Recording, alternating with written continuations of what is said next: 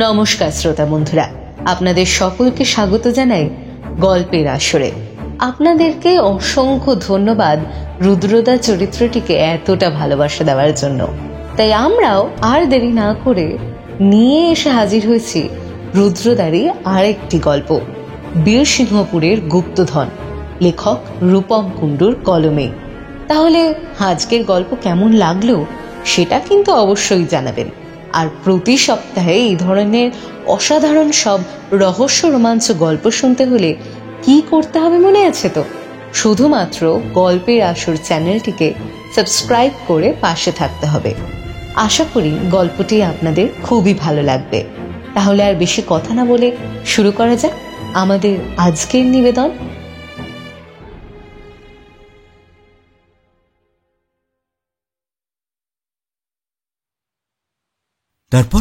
তারপর কি হলো?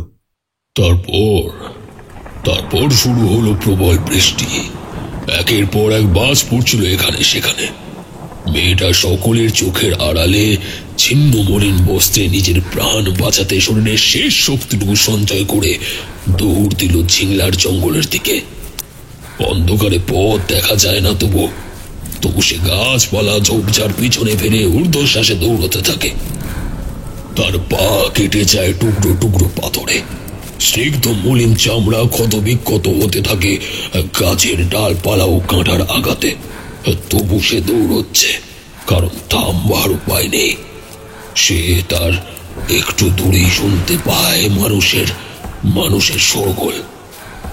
তার বুকের রক্ত হিম হয়ে আসে, কারণ তাকে ধরে নিয়ে যেতে কিছু লোক লাঠি, সোটা, বল্লম, মশাল হাতে নিয়ে তার পিছনে ধাওয়া করেছে। সে আর পারছে না। চোখের সামনে তার অন্ধকার নেমে আসছে, কিন্তু তবুও থামলে যে চলবে না। এমনটা ভাবতে ভাবতে অন্ধকারে একটা শিকড়ে পা হাঁটকি মেয়েটা সজোরে আছাড় খেয়ে পড়লো মাটিতে। আর দেখতে দেখতেই প্রায় 5-6 জন লোক এসে ঘিরে ফেলল তাকে। কি ভেবেছিলি হারামজাদি, পালিয়ে বেঁচে যাবি? নিয়ে চল এটাকে ধরে, বহুত বার বেড়েছে, আজকে ওর সব বার ঘুচিয়ে দেবো। কি ভেবেছিলি পালিয়ে বাঁচবি? অতই সোজা আমাদের হাত থেকে পালিয়ে বাঁচা। এই নিয়ে চল। সেদিন মেয়েটা ভেবেছিল এই বোধহয় তার শেষ পরিণতি, কিন্তু বিধাতা তার ভাগ্যের রেখাটা সাজিয়েছিল অন্য রকম ভাবে। এসব ঘটনা যেখানে ঘটছিল তার থেকে মাত্র 15-20 হাত দূরে ছিল একটা কুঁড়ে ঘর। আর সেখানেই থাকতো সেই লোক যার দাপটে একটা সময় গোটা বীরসিংহপুর কাঁপত। তার হাতে যদি একটা লাঠি থাকতো তাহলে ডাকাত বা সিপাহী কেউই তার মুখোমুখি হওয়ার সাহস দেখাতো না। লাঠি বুড়োর কথা বলছে মনে হয়। হ্যাঁ, আমিও শুনেছি লাঠি বুড়োর ব্যাপারে। আস্তে, আমি বলছি তো। হ্যাঁ খুড়ো, বলো তারপর। তারপর এই ধর ওই পাগলাটাকে। রোজ রোজ কাজ নেই, কম্ম নেই, সকাল সকাল গাছতলায় জুটে লোকজনদের ভুল ভাল আজে বাজে কথা বলা খালি। ধর আজকে ওকে। এই পাগলা, থাম, পালাচ্ছিস কোথায়? এই তোমরা কি দেখছো জটলা করে? যাও, যে যার কাজে যাও। সকাল সকাল তোমাদের কোনো কাজকর্ম নেই, এই পাগলার গল্প শুনতে বসেছো। যাও বলছি, যে যার নিজের কাজে যাও। পারবে না, আমাকে ধরতে পারবে না। দেখি ধর আমাকে, দেখি। বাবু, পাগলাটা তো দুধদার করে দৌড়ে পালালো, একটু বেশি জোরে দৌড়ায়। খেয়ে গতকটা না বাড়ালে তুমিও পারতে। যত সব, এই পাগলটার কিছু একটা করতে হবে। লোকেরা আজকাল একটু বেশি কান দিচ্ছে ওর কথায়। বাবু, আপনাকে মালিক ডাকছিল। হ্যাঁ, তাড়াতাড়ি চলো।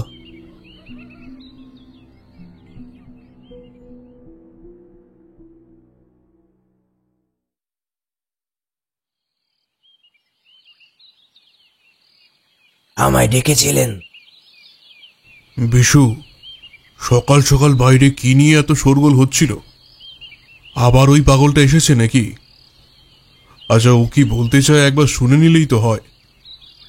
তোমরা তো শুনেছ, কিসের কথা বলে ও? ও নিয়ে আপনি ভাববেন না, আমি সব দেখে নিচ্ছি। পাগলের প্রলাপ, যা তা বলে। তা তোমাকে যে বললাম কলকাতায় রুদ্রকে একটা টেলিফোন করে দিতে, কাজটা কি হয়েছে? আগে হ্যাঁ, সে আমি করে দিয়েছি 2 দিন আগেই। উনি আজই আসবেন বলেছিলেন, যে কোনো মুহূর্তে চলে আসবেন। এত ঘাট ঘুরেও তো সেই কিছু হলো না।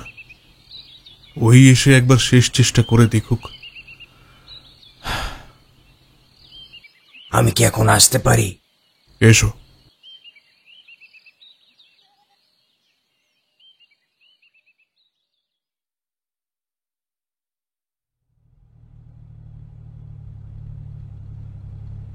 তোমায় আর কি বলবো ভাইয়া, রিটায়ারমেন্টের পর থেকে ঘরে বসে বসে চুলগুলো দেখছি ভালো রকম পাক ধরছে। এই তোমার পাল্লায় পড়ে মাঝে মধ্যে বেরিয়ে পড়ি বলেই এখনো হাত পাগুলো সচল আছে। নিজের উন্মুক্ত ছাদওয়ালা অতি পছন্দের জিপটার স্টিয়ারিং হুইলটা হালকা বাঁ দিকে ঘোরাতে ঘোরাতে শান্তনুবাবু কথাটি বললেন, আপনাকে তো আসতেই হতো। এতদিন আপনার সাথে এত রহস্য সমাধান করার পর আপনাকে ছাড়া ব্যাপারগুলো ঠিক যেন জমে না, কি তাই তো অনি? বলেই ঈষৎ হেসে সামনের সিট থেকে রুদ্রদা আমার দিকে তাকালো। আমি বললাম, তা যা বলেছ। শান্তনুবাবু আর একটু সোজা হয়ে বসে গর্বের সাথে মাথাটা উঁচু করলেন। এইসব নানা কথার মধ্যে দিয়েই আমাদের জিপ জঙ্গলের বুক চিরে পাথুরে মাটিতে ধুলো উড়িয়ে এগিয়ে চলল বীরসিংহপুরের দিকে। আপনাদের জানিয়ে রাখি, আমি অনিরুদ্ধ। আমার মাসতুতো দাদা রুদ্রশঙ্কর রায় একজন প্রখ্যাত প্রাইভেট ডিটেকটিভ। শান্তনুবাবুও প্রাক্তন পুলিশ অফিসার। আমরা 3 জন না জানি কত দুর্গম রহস্যে একে অপরকে সঙ্গ দিয়েছি। আমাদের বীরসিংহপুরের উদ্দেশ্যে এই যাত্রাও তেমনই এক রহস্যের উদ্ঘাটনের জন্য। মূলত 2 দিন আগে রুদ্রদার কাছে একটা টেলিফোন আসে। তাতে জানানো হয় যে বীরসিংহপুরের জমিদার বংশের মহেন্দ্র সিংহ রায় তার পূর্বপুরুষের একটা পুরনো নথি খুঁজে পেয়েছেন, আর তাতে রহস্যজনকভাবে একটা ধাঁধা লেখা রয়েছে। ওনার ধারণা এটা বংশ পরম্পরায় জমিদার বাড়ির সংরক্ষিত কোনো গুপ্তধনের সন্ধান দিচ্ছে। তাই রুদ্রদা হয়তো ওনার সেই গুপ্তধন উদ্ধার করতে পারে, এই আশা নিয়েই তিনি আমাদের আমন্ত্রণ দিয়েছেন। আমাদের কাছে আগে থেকেই ঠিকানা ছিল, তাই জিপ থামল জমিদার বাড়ির ঠিক সামনে। বাড়িটা দেখে মনে হচ্ছে বেশ পুরনো আমলের, যদিও এখনো জমিদারি প্রথা সেইভাবে আর নেই। তবে এটা যে গ্রামের সবথেকে ধনী ব্যক্তির বাড়ি সেটা আলাদা করে আর বলে দিতে হয় না। আমাদের অভ্যর্থনা করতে ফতুয়া পাঞ্জাবি পরে দাঁড়িয়েছিলেন মাঝবয়সী বিশ্বম্ভরবাবু। হাতে একটা অস্বাভাবিক রকমের মোটা বালা রয়েছে, আর সাথে 2-1টা আংটি। ওনার সাথেই টেলিফোনে কথা হয়েছিল। উনি মহেন্দ্রবাবুর খাস লোক। আসুন আসুন, রাস্তা চিনে আসতে কোনো অসুবিধা হয়নি তো? না না। রতন, তোমার মনিবকে গিয়ে খবর দাও, ওনারা এসে গেছেন। যাই বাবু, আমি এক্ষুনি ওনাদের আসার খবর দিচ্ছি। আমরা বিশ্বম্ভরবাবুকে অনুসরণ করে বাড়ির ভিতরের দিকে হাঁটতে লাগলাম। সমগ্র বাড়িটি দেখে অভিভূত না হয়ে পারলাম না।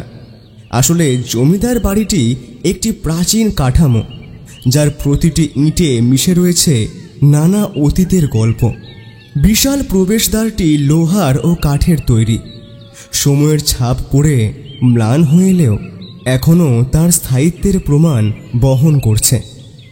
আমরা এখন হাঁটছি একটা প্রশস্ত উঠোনের ওপর, যেটা পুরোটাই মার্বেলের তৈরি, আর তার ঠিক মাঝে রয়েছে একটি প্রাচীন ফোয়ারা, যদিও সেটি এখন নীরব এবং অব্যবহৃত। দোতলা বিশিষ্ট বাড়িটির নিচতলায় রয়েছে স্তূপাকার পিলার বা থামের সারি। নকশায় মুঘল ও বাংলা স্থাপত্যের সংমিশ্রণ চোখে পড়ে। পুরো প্রাচীরগুলোর উপর আলো বাতাস প্রবেশের ছোট ছোট জানালার পাশাপাশি দেওয়ালে খোদাই করা রয়েছে সূক্ষ্ম নকশা, যা রাজকীয় সৌন্দর্যের পরিচয় দেয়। বিশ্বম্ভর বাবু আমাদের প্রথমেই মহেন্দ্রবাবুর কক্ষে নিয়ে গেলেন। সেখানে ঢুকতেই চোখে পড়ল সারা দেওয়াল জুড়ে সোনালি কারুকার্য। মেঝেতে মখমলের কার্পেট, আর ছাদ থেকে ঝুলছে একটা বড় মাপের ঝাড়বাতি। আসুন আসুন রুদ্রবাবু, আপনার ব্যাপারে প্রচুর প্রশংসা শুনেছি ও খবরের কাগজে পড়েছি। আজ আপনার সাথে আলাপ করার স্বাদটাও পূরণ হয়ে গেল দেখছি। চেয়ার ছেড়ে উঠে দাঁড়িয়ে কথাগুলো বলে নমস্কার জানালেন মহেন্দ্রবাবু। বয়স 50 থেকে 55 মধ্যেই হবে। পরনে ধুতি পাঞ্জাবি আর চোখে মুখে গাম্ভীর্য লেগে রয়েছে। কোনো রকম অস্থিরতা বা চঞ্চলতার কোনো ছাপই নেই। আমরাও প্রতি নমস্কার জানিয়ে তার মুখোমুখি একটু তফাতেই বসলাম। ধন্যবাদ। এ আমার ভাই অনি, আর ইনি আমার ঘনিষ্ঠ বন্ধু শান্তনুবাবু। এবার আমাকে একটু বিস্তারিতভাবে বলুন আপনার ওই নথিটার ব্যাপার। নিশ্চয়ই। বিশু, তুমি ওনাদের খাবারের ব্যাপারটা একটু দেখে নাও, যেন কোনো ত্রুটি না থাকে। এটা শুনেই বিশ্বম্ভরবাবু ঘর থেকে বেরিয়ে গেলেন, আর মহেন্দ্রবাবু একটা জীর্ণ জড়া কাগজ রুদ্রদার হাতে তুলে দিলেন। রুদ্রদা সেটা পড়তে শুরু করল। সূর্য উদিতে আমারে ছুঁয়ো, অস্ত গেলে আমারে, পূর্ণতা পাই তার হাতেই, যে রাখে ভালো সবারে। রুদ্রদা দেখলাম ভ্রু কুঁচকে কাগজটার দিকেই তাকিয়ে রইল। মহেন্দ্রবাবু বলতে শুরু করলেন, অল্প বয়সেই বাবাকে হারাই।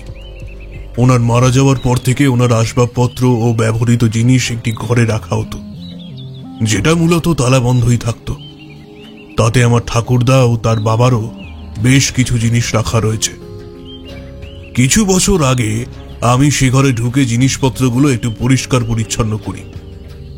নানা জিনিস ঘাঁটতে ঘাঁটতে এই বাড়ির ইতিহাস নিয়ে একটু স্মৃতিচারণেই ডুবে যাই বলা চলে। তখনই আমার হাতে আসে একটা ছোট লোহার সিন্দুক, আর অদ্ভুতভাবে তার মধ্যে শুধু এই কাগজটিই পাওয়া যায়। আমার ধারণা এটা আমাদের পূর্বপুরুষে রেখে যাওয়া গুপ্তধনের সন্ধান দিতে পারে। না, রুদ্রদার হাব ভাবের কোনো পরিবর্তন নেই। শান্তনুবাবু বললেন, তাহলে তো এই ঘরটাও একবার দেখতে পারলে ভালো হতো। হতে পারে আরো কোনো সূত্র পাওয়া যায়। বেশ, এতটা রাস্তা ধকল সহ্য করে এসেছেন, দুপুরের খাবারটা খেয়ে নিয়ে না হয় আমরা ওদিকে যাব। খাবার টেবিলে বসে পরিচয় হলো মহেন্দ্রবাবুর মেয়ের সাথে। পরিচয় করিয়ে দিই, আমার মেয়ে সঞ্চারী। তোমায় সেই বলেছিলাম না, এই যে এনারাই এসেছেন কলকাতা থেকে। আপনারাও কি ওই ধাঁধার সমাধান করতেই এসেছেন? রুদ্রদা কিছু বলছে না দেখে আমি বললাম, আগে হ্যাঁ। ভালো। এইটুকু বলেই অনুভূতিহীন একটা মুখ নিয়ে চেয়ার টেনে বসে গেলেন তিনি। আর আমরা খাওয়া শুরু করার পর তিনিও শুরু করলেন। সঞ্চারী দেবীর বয়স 18 থেকে 19-এর আশেপাশেই হবে। পরনে সাদা মখমলের সূক্ষ্ম কারুকার্য করা একটা ফ্রক। তিনি অতীব সুন্দরী, আর তার হাবভাবের মধ্যেও একটা অদ্ভুত রকমের মিষ্টতা রয়েছে। আমাদের আগেই খাওয়া শেষ করে দ্রুততার সাথে তিনি উঠে চলে গেলেন। মহেন্দ্রবাবু বললেন, আমার স্ত্রী ওর জন্মের কয়েক বছরের মধ্যেই মারা যান। ছোটবেলা থেকে আমিই মানুষ করেছি। ওর সেভাবে কারোর সাথে মিশতে পছন্দ করে না, একটু একা একা থাকতেই ভালোবাসে। সকলের খাওয়া শেষ হলে মহেন্দ্রবাবু আমাদের নিয়ে গেলেন সেই পুরনো কক্ষে, এবং বিশ্বম্ভরবাবু চাবি নিয়ে সেটি খুলে দিলেন। ভেতরে প্রবেশ করতেই পুরনো কাঠের গন্ধ এবং ধুলো আমাদের নাকে এসে লাগল। ঘরটির ভিতরে অনেক পুরনো আসবাবপত্র ছাড়াও দেওয়ালে অনেক পুরনো সদস্যদের ছবি টাঙানো ছিল। রুদ্রদা প্রশ্ন করল, এগুলো কার কার একটু বলতে পারেন? হ্যাঁ, নিশ্চয়ই। বাঁদিক থেকে প্রথম ছবিটা আমার প্রপিতামহের, তারপরেরটা আমার পিতামহ, আর তার পাশেরটা আমার বাবার। এটা আমার বর্দা। আপনার বর্দা? কি হয়েছিল আপনার বর্দার? বীরসিংহপুরের সীমানা অতিক্রম করে খানিকটা দূর গেলেই যে গ্রাম পড়ে তার নাম মান্নানপুর। ওখানেই দাদার শ্বশুর বাড়ি ছিল। স্ত্রী ও কন্যাকে নিয়ে ফেরার পথে জঙ্গলের রাস্তায় ডাকাতরা অতর্কিত আক্রমণ করে আর 3 জনকেই হত্যা করে। সঙ্গে আরো যারা ছিল তাদেরও একই পরিণতি হয়।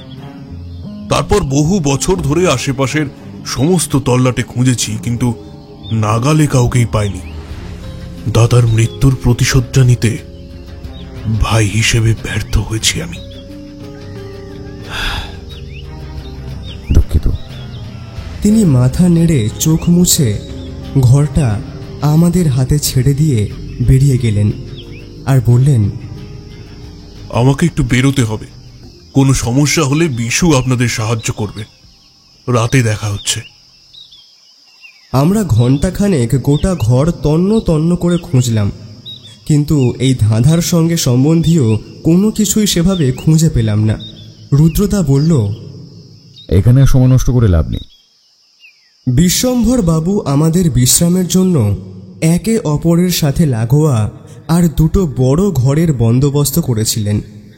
খানিকক্ষণ বিশ্রাম নেওয়ার পর সন্ধ্যের দিকে রুদ্রদা বেরিয়ে গেল, আর যাওয়ার সময় মহেন্দ্রবাবুর দেওয়া চিরকুটটা আমার হাতে দিয়ে বলে গেল, আমি যতক্ষণে ফিরবো ততক্ষণে এটা যতটা পারিস সমাধান করে রাখিস। এমনি তো প্রথম ভাগটা খুব একটা কঠিন নয়। মানে? তার মানে কি রুদ্রদা ধাঁধার প্রথম ভাগটা এর মধ্যেই ধরে ফেলেছে? আমিও আর সময় নষ্ট করলাম না। শান্তনুবাবুর সাথে মিলে গোটা সন্ধে ভোর ধাঁধাটার চুলচেরা বিশ্লেষণ করে কাটিয়ে দিলাম। সূর্য উদিতে আমারে ছুঁয়ো, অস্ত গেলে আমারে, পূর্ণতা পায় তার হাতেই, যে রাখে ভালো সবারে। বারবার মাথার মধ্যে এই একই জিনিস ঘুরপাক খাইয়ে খাইয়ে শেষমেশ খানিকটা উদ্ধার করতে পারলাম। রুদ্রদার দেখা পেলাম একেবারে রাতে খাবার টেবিলে। খাওয়া শেষ করে ঘরে এসে সে প্রশ্ন করল, তারপর কতটা সমাধান হলো? প্রথম লাইনটার মানে আমি খানিকটা ধরতে পেরেছি। আমি আর শান্তনুবাবু মিলে মূলত 2 রকম সম্ভাবনার কথা ভেবেছি। এক হতে পারে সূর্য উদয়ের সময় এমন কোনো বিশেষ জায়গা দেখা যায় যেটা অন্য সময় হয়তো দেখা যায় না, সেক্ষেত্রে সূর্যোদয়ের সময় আমাদের সেখানে পৌঁছতে হবে। আবার একই রকমভাবে সূর্য যখন অস্ত যায় তখন হয়তো একটা বিশেষ কোনো জায়গা আবিষ্কার করা সম্ভব, যেটা আমাদের সূর্যাস্তের সময়ই আবিষ্কার করতে হবে। আর আরেকটা? এমন হতে পারে যে সূর্য যেদিকে ওঠে সেদিকে আমাদের কিছু খুঁজতে হবে। সেটা কোনো নির্দিষ্ট সময় নয়, যে কোনো সময়ই হতে পারে। আবার একইভাবে সূর্য যেদিকে অস্ত যায় সেদিকেও আমাদের কিছু একটা খুঁজতে হবে। মানে পূর্ব এবং পশ্চিম 2 দিকেই আমাদের ধাঁধার সূত্র রয়েছে। বাহ, আপনারা দুটিতে মিলে তো একেবারে কামাল করে দিয়েছেন দেখছি। আমি বেশ খুশি হয়ে গেলাম। শান্তনুবাবু দেখি মাথা উঁচিয়ে বলল, এত বছর পুলিশের চাকরিতে ছুটোছুটি করতে করতে মাথায় টাক পড়ার জো হলো, তাই এতটুকু তো করাই যায়। আর কি এমন ব্যাপার? আর শেষের 2টো লাইন? সবই হলো, শুধু ওইখানটাতে গিয়েই একটু আটকে গেল। মানে ওই আর কি। পূর্ণতা পায় তার হাতেই, যে রাখে ভালো সবারে। এটার আক্ষরিক অর্থ তো খুবই সোজা, কিন্তু কি বোঝাতে চাইছে বা কোন দিকে ইঙ্গিত করছে সেটা ঠিক ধরতে পারছি না। বেশ, যতটা করেছি সেটাও কম না। কিন্তু তুমি সারা সন্ধে ভোর কোথায় কাটিয়ে এলে? হ্যাঁ রুদ্র, তুমি কি কিছু জানতে পেরেছো? তাহলে আমাদেরও বলো। সেটা কালই বলবো না হয়, আজকে অনেক রাত হয়েছে, আর দেরি করে কাজ নেই। শুভরাত্রি। এই বলে সে ঘুমোতে চলে গেল। আমাদেরও অগত্যা সেটাই করতে হলো।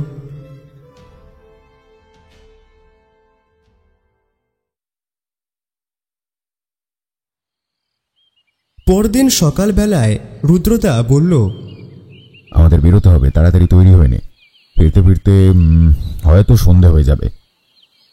কথাটা শুনে শান্তনুবাবু বললেন, সে কি, তাহলে দুপুরের খাওয়া দাওয়াটার কি হবে? যেখানেই যাই মানে খাবারের ব্যবস্থাটা তো একটু। সেই নিয়ে আপনি নিশ্চিন্ত হয়ে যেতে পারেন শান্তনুবাবু, বিশ্বম্বরবাবু আমাদের দুপুরের খাবারটা সঙ্গেই পাঠিয়ে দেবেন। তা বেশ, তা বেশ। আগের দিন তাড়াহুড়োয় হয়তো ঠিকভাবে লক্ষ্য করা হয়নি, কিন্তু আজ গ্রামের কাঁচা রাস্তায় হাঁটতে গিয়ে আশেপাশের সরলতা ও প্রাকৃতিক সৌন্দর্য রীতিমতো মন কাড়ল। রুদ্রদাই জিপ নিতে বারণ করেছিল, অহেতুক লোকের দৃষ্টি আকর্ষণ হবে বলে। গ্রামের রাস্তাটা একটু এঁকে বেঁকে চলেছে, মাঝে মাঝে খোলা মাঠ, কাঁঠাল, আম ও তাল গাছের সারি।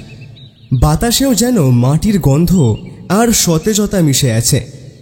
গরুর গলায় বাঁধা ঘণ্টার শব্দ, পাখির শব্দ, আশেপাশের লোকজনের নিত্য প্রয়োজনীয় কথাবার্তা বেশ ভালো রকম কানে আসছে। তোর বৌদি তো আজ থেকেই তোড়জোড় শুরু করে দিয়েছে, আমাকে বাজারে পাঠালো এই সমস্ত জিনিসগুলো আবার কিনে নিয়ে যেতে। তা যাই বলো, বছরের এই বিশেষ দিনটার জন্য কিন্তু আমরা গ্রামের সকলেই অনেক উৎসাহের সাথে অপেক্ষা করি। জয় মা। দুটি লোক আমাদের পাশ দিয়ে যেতে যেতেই কিছু একটা বিষয় নিয়ে কথা বলছিল, যেটায় শান্তনুবাবু বেশ আগ্রহ প্রকাশ করে বললেন, আচ্ছা বলছি ভাই, কোনো উৎসব হওয়ার কথা আছে নাকি? না আসলে আমরা কদিনের জন্য বেড়াতে এসেছি তো, তাহলে আমরাও যেতাম আর কি। ও না না, গ্রামের দক্ষিণে যেতে একটা ঘন জঙ্গল পড়ে, সেই জঙ্গলেরই বেশ ভেতরের দিকে দেবী ঝিংলেশ্বরীর জাগ্রত মন্দির, 100 বছরেরও পুরনো। প্রতি বছর ধুমধাম করে কালকের দিনে পুজো হয়। আসলে মা সকলকে ভালো রাখেন, সকলের মঙ্গল করেন, সেই জন্যই গ্রামের সকলেও খুব উৎসাহী থাকে এই দিনটার জন্য। হ্যাঁ, আপনারাও আসুন না, ভালো লাগবে। তা আপনারা কার অতিথি? আমরা মহেন্দ্রবাবুর বাড়িতে উঠেছি গতকাল থেকে। রুদ্রদার উত্তরটা শোনার পর যেই লোক দুজনকে ভীষণ মিশুকে ও অমায়িক মনে হচ্ছিল, তারাই একে অপরের মধ্যে চোখাচোখি করে খুবই নিচু স্বরে কিছু একটা বলা কওয়া করে জলদি স্থান ত্যাগ করল। এটা কি হলো? মহেন্দ্রবাবুর কথা শুনে লোক দুটো এভাবে চলে গেল কেন? একটু বেশি বড় বাড়ির অতিথি ভেবে হয়তো আমাদের সাথে সেভাবে আর কথাবার্তায় জড়াতে চায়নি। তা রুদ্র, তুমি তো বললে না আমরা যাচ্ছি কোথায়? গতকাল বেরিয়ে আমি খোঁজ নিয়ে দেখেছি জমিদার বাড়িটির ঠিক পূর্ব দিক বরাবর গ্রামের শেষ সীমান্তে একটা পুরনো ভগ্নস্তূপাকার বাড়ি আছে, আর একইভাবে গ্রামের পশ্চিম সীমান্তে আছে একটা ভাঙা মন্দির। আমার আন্দাজ যদি সঠিক হয় তবে এই দুটো জায়গায় কিছু সূত্র পাওয়া গেলেও যেতে পারে। বুঝলাম রুদ্রদা এটার ব্যাপারেই খোঁজ নিতে কাল বেরিয়েছিল। গ্রামের সীমান্তের দিকে খানিকটা পৌঁছে গেলেই গাছগাছালি এত ঘন হয়ে ওঠে যে ছোটোখাটো জঙ্গল মনে হয়। সেখানে আশেপাশে দু একটা বাড়ি ছড়িয়ে ছিটিয়ে থাকলেও সেইভাবে লোকজন দেখা যায় না। তাই আমরা যত আমাদের গন্তব্যের দিকে এগোতে থাকলাম, ততই মানুষজন ও গ্রামের চিহ্ন যেন মলিন হয়ে এলো। হঠাৎই আশেপাশের ঝোপঝাড় থেকে একজন ঝাঁপিয়ে পড়ে আমাদের রাস্তা আটকে দাঁড়ালো। মুহূর্তের মধ্যে আমরা সজাগ হয়ে তিনজন তিন দিকে ছিটকে দাঁড়ালাম। একটা ছিন্ন মলিন বস্ত্রে, এক মুখ দাড়ি, মাথা ভরা উস্কো খুস্কো চুল ও নোংরা কাপড় জড়ানো পাগলাটে গোছের লোক। শান্তনুবাবু বিস্ময় কাটিয়ে দাপটের সঙ্গে বললেন, এই কি হচ্ছে? এটা কি ধরনের অসভ্যতা? এই দেখো, আমার কাছে রুটি আছে, তোমরা রুটি খাবে? খাবে? বলেই সে নিজের ঝোলার থেকে একটা রুটি বের করে দেখালো। শান্তনুবাবু আবারও ঝাঁঝিয়ে উঠলেন, সরে যা, তুই সরবি নাকি আমি এসে সরাবো? বুঝলাম শান্তনুবাবু এই ঘটনাটায় বেশ বিরক্ত হয়েছেন। ওদিকে রুদ্রদারও চোখের দৃষ্টি স্থির ও তীক্ষ্ণ, সে শান্ত গলায় বলল, না, আমাদের কিছুই লাগবে না। যাক, তাহলে তাহলে এটা না হয় আমি খাবো। কিন্তু কিন্তু তোমরা যাচ্ছ কোথায় গো? রুদ্র, এ ভালো কথায় বোঝার নয়, বলছি শোনো। এরপর পাগলটা দেখি আমাদের তিনজনকে ভালো করে পর্যবেক্ষণ করে। বলবে না, ঠিকই আছে বলে পাশ কাটিয়ে চলে গেল। রুদ্রদা আবার দ্রুত বেগে হাঁটা লাগালো, আমরাও তার পিছু নিলাম। আরও খানিকক্ষণ হাঁটার পর শেষমেশ পৌঁছলাম সেই ভগ্নপ্রায় পুরনো বাড়িটির কাছে। সত্যি এটাকে বাড়ি কম, একটা ভগ্নস্তূপ বলাই চলে। এইসবই ভাবছি, তখনও বলল, গতকাল মহেন্দ্রবাবুর সাথে কথা হতে উনি বললেন ওনার বাবার আমলে শিকার করতে এসে বিশ্রাম নেওয়ার জন্য এই বাড়িটি ব্যবহার করা হতো। যদি ওনার ছোটবেলায় উনি এসব দেখেননি, শুধুই গল্প শুনেছেন। বহু বছর যে কোনো রক্ষণাবেক্ষণ হয়নি সে তো দেখেই বেশ বুঝতে পারা যাচ্ছে। তা আমরা এখানে খুঁজছিটা কি? কোনো পুরনো নথি, কোনো ধাঁধা, কোনো সূত্র, কোনো পাথর ফলক বা কিছু খোদাই করা সংকেত, যে কোনো কিছু থাকতে পারে। আমাদের সবটা তন্ন তন্ন করে খুঁজতে হবে। তবে হ্যাঁ, বাড়ির যে অবস্থা তাতে সাপ খোপ বাসা বাঁধাটা খুব স্বাভাবিক, সেই বিষয়ে সাবধান থাকতে হবে। আর মাথার উপর যেটুকু ছাদ বেঁচে আছে সেটিও যে কোনো মুহূর্তে ভেঙে পড়তে পারে। তাই আমি বলবো তুই আর শান্তনুবাবু আশপাশটা ভালোভাবে দেখ, যদি কিছু ভালো পাওয়া যায়। বাড়ির ভেতরে আমি দেখছি। আরে এটা আবার কেমন কথা হলো? যথেষ্ট বড় জায়গা, সবাই মিলে খুঁজলে তাড়াতাড়ি হবে। আমিও সাহায্য করব, কিন্তু হ্যাঁ, আমি খেয়াল রাখবো, কথা দিচ্ছি। তবে আর কি, লেগে পড়া যাক। আমরা খুঁজতে শুরু করলাম। বাড়িতে ঢুকতেই কতগুলো চামচিকে শব্দ করে এদিক ওদিক দিয়ে বিচ্ছিন্নভাবে বেরিয়ে গেল। গোটা বাড়িটা ময়লা আর ধুলোর পরত জমে বিবর্ণ হয়ে গিয়েছে। কাঠের জানালাগুলোতে শুধু ফ্রেমটাই অবশিষ্ট। পলেস্তেরা খসে ইটের রুক্ষ চেহারা বেরিয়ে পড়েছে।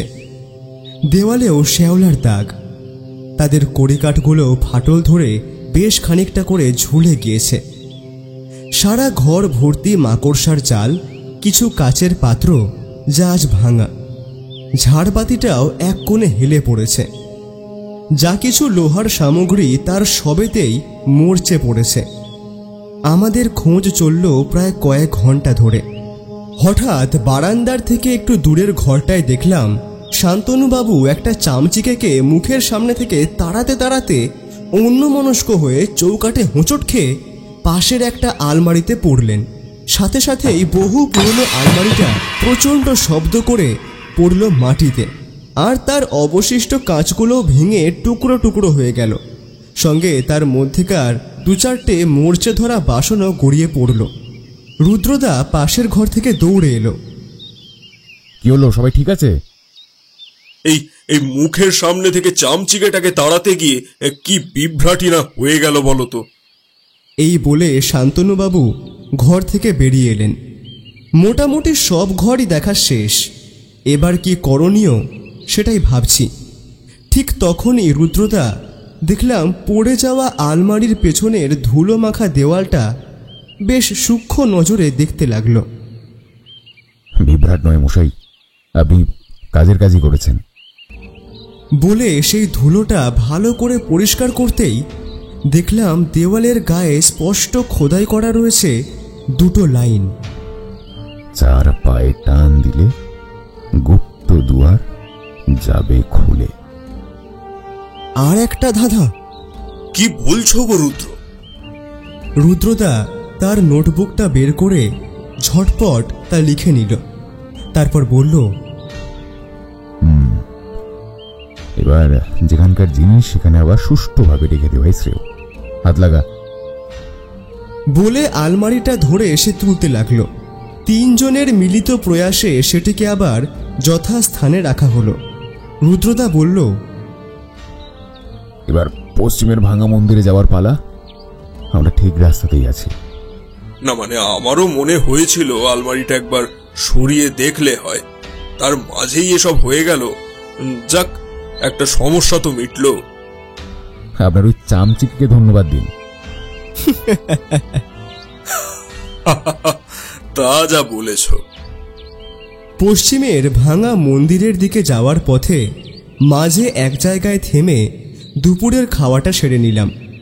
এইদিকে মন্দিরের আশেপাশের এলাকাটাও বেশ জঙ্গল সংলগ্ন। আমরা যতক্ষণে পৌঁছলাম ততক্ষণে দুপুর গড়িয়ে গিয়েছে। হাতে কিন্তু বেশি সময় নেই, খুব তাড়াতাড়ি অন্ধকার নামবে, তার আগে আমাদের কাজ মিটিয়ে বেরিয়ে যেতে হবে। আমরা সেই মতো মন্দিরের আশপাশটা ও মন্দিরের ভিতরে আমাদের খোঁজ চালাতে লাগলাম। মন্দিরের প্রবেশদ্বারের উপর ভাঙাচোরা কারুকার্য আজও কোনো মতে দেখা যায়।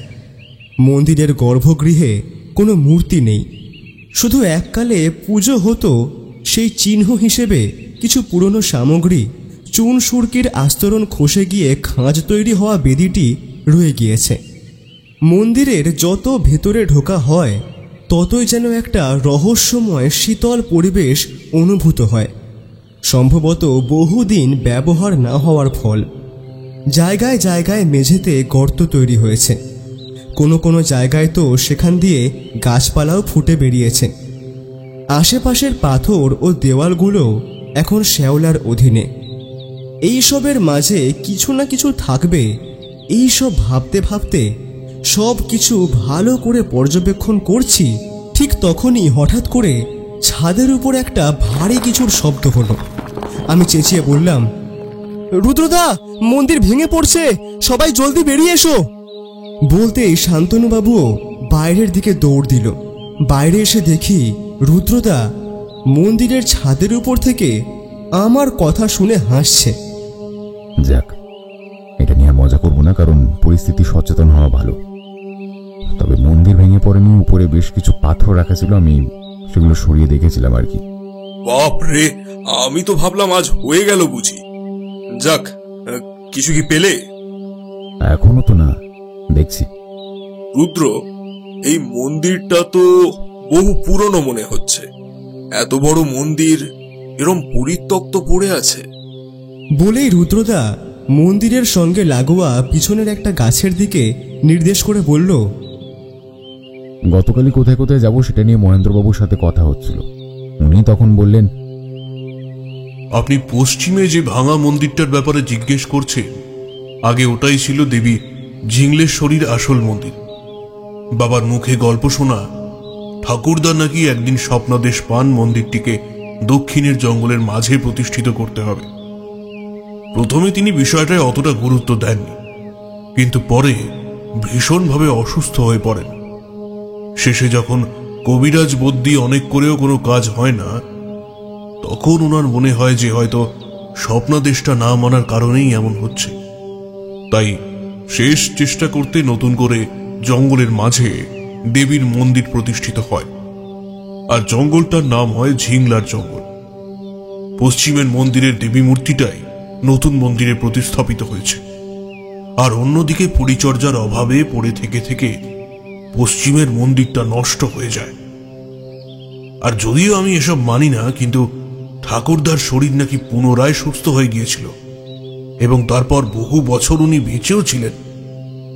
ঠিক সেই কারণেই আজ মন্দিরটার এমন হাল, বুঝলেন শান্তনুবাবু? বাহ, এর পিছনেও এত দারুণ ইতিহাস আছে। কিন্তু রুদ্র, এখানে এসে কাজের কাজ তো কিছুই হলো না। কে বলল গাছে উঠতে পারেন? তাহলে ওটা দিয়ে উঠে আসুন। এই বয়সে এসে আর যাই হোক, গাছে উঠতে বলো না দয়া করে, ওটি একটু বাড়াবাড়ি হয়ে যাবে। কিন্তু আমার আর বুঝতে বাকি নেই, রুদ্রদা নিশ্চয়ই এমন কিছুর সন্ধান পেয়েছে যা এই রহস্য সমাধানে গুরুত্বপূর্ণ ভূমিকা পালন করতে পারে। কলকাতা শহরে থাকলেও এই রকম পরিস্থিতির মোকাবিলা করার অভ্যেস রুদ্রদা আমাকে করিয়েছে, তাই আমার জন্য খুব একটা সমস্যা হলো না গাছ বেয়ে উঠে মন্দিরের উপরে পৌঁছতে। কিন্তু মন্দিরের উপরে ওঠার পর রুদ্রদা আমাকে যা দেখালো তা দেখে আমার বিস্ময় যেন কাটতেই চায় না। গোধূলি বেলার সামান্য আলোয় আমি দেখলাম ছাদের উপরে খোদাই করে লেখা আছে, শিলা রাশির ভার মুক্ত হতে সোনা মানিক পাবে ছুঁতে। রুদ্রদা আবার তার ছোট্ট নোটবুকটা বের করে সেটা লিখে রাখল। তারপর তার উপরে যেমন তেমন পাথরটা আবার চাপা দিয়ে গাছ বেয়ে নিচে নেমে এলো। আমিও তাই করলাম। হঠাৎই লক্ষ্য করলাম পাশের জঙ্গলে একটা নড়াচড়ার শব্দ। আমরা একত্রে সেদিকে তাকাতেই দেখলাম একটা লোক দৌড়ে পালিয়ে গেল। এটা তো সেই পাগলটা নয়। না, খুবই স্বাভাবিক জামা কাপড় পরা অন্য একটা লোক, মুখে কালো কাপড় দেওয়া ছিল। তার মানে কি নজর রাখছিল এতক্ষণ? আমাদের কথা শেষ না হতে হতেই রুদ্রদা দৌড়ে গেল সেই দিকে। আমিও গেলাম তার পিছনে, আর আমার পিছনে শান্তনুবাবু। কিন্তু খানিকটা এগিয়ে এসেও আশেপাশে আর কাউকেই দেখা গেল না। রুদ্রদা শুধু বলল, বুঝলি অনি, রহস্যটা যতটা দেখা যাচ্ছে আসলে তার চেয়ে অনেক বেশি। এখন বাড়ি চল।